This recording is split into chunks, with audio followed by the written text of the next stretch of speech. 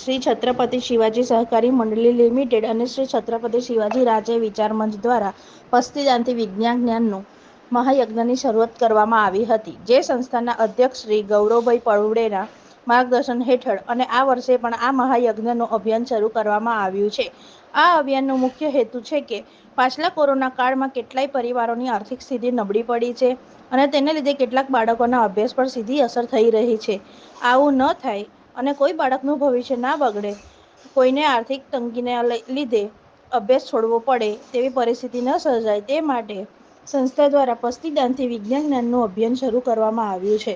તો આ અભિયાનમાં આપ પણ જોડાઓ અને વિદ્યા જ્ઞાનમાં આપણા ઘરમાં પડેલી પેપર પસ્તી અને આપો અને આ પસ્તીને વેચાણ કરીને રાશિ એકત્રિત કરીને બાળકોને નોટબુક, સ્કૂલ બેગ અને શાળા ફી ભરીએ છીએ. તો આ કાર્યક્રમની શરૂઆત આજે વાડી વિસ્તારમાં આવેલા ગોપાલનગર સોસાયટીના રહીશોએ અંદાજિત 100 કિલો પસ્તી સાથે સંસ્થાને આપી હતી. શહેરના વિવિધ વિસ્તારોમાંથી લોકો પસ્તીદાન કરે છે. સર્વ લોકોના સહકારથી 1000 ડઝન નોટબુક તથા વિદ્યાર્થીઓની ફી પણ ભરાય છે.